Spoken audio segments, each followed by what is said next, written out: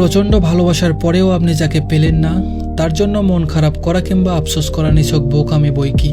আফসোস তো সে করবে যে আপনার কাছে থেকে এত ভালোবাসা, যত্ন, আদর পাওয়ার পরেও আরেকটু ভালো থাকার জন্য অন্য কাউকে বেছে নিয়েছে।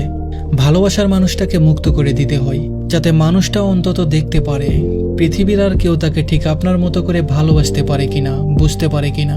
আর যখন সেই মানুষটা পুরো পৃথিবী ঘুরেও আপনার মতো কাউকে পাবে না, ঠিক তখন চরম আফসোস করবে, নিজেকে সান্ত্বনা দেওয়ার ভাষা হারিয়ে ফেলবে।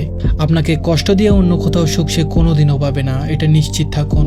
হয়তোবা আপনার সামনে নিজেকে সুখী উপস্থাপন করার জন্য নানা কৌশল অবলম্বন করবে ঠিকই, কিন্তু ভেতরে ভেতরে সে প্রচণ্ড আফসোস করবে আপনার জন্য। পৃথিবীতে আজকাল প্রকৃত ভালোবাসা যে বড্ড দুর্লভ।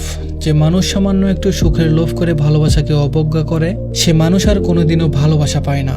কেননা ভালোবাসার মাঝে যে প্রকৃত সুখ তা অনেক মানুষেরই অজানা।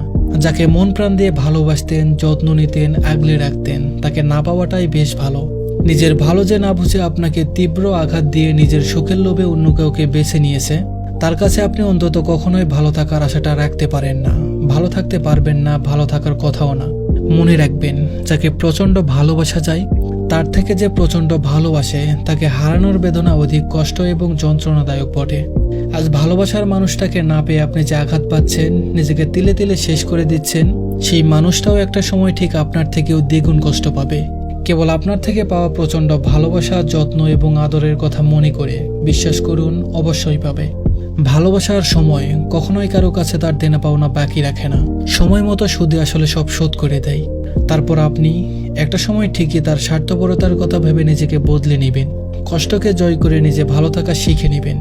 আফসোস কিংবা আক্ষেপ আপনার জন্য নয়, বরং তার জন্য, যে আপনার অসীম ভালোবাসাকে মূল্যহীন মনে করে নিজেকে বিকিয়ে দিয়েছে অন্য কারো কাম বাসনায় আর নয়তো চাহিদাই।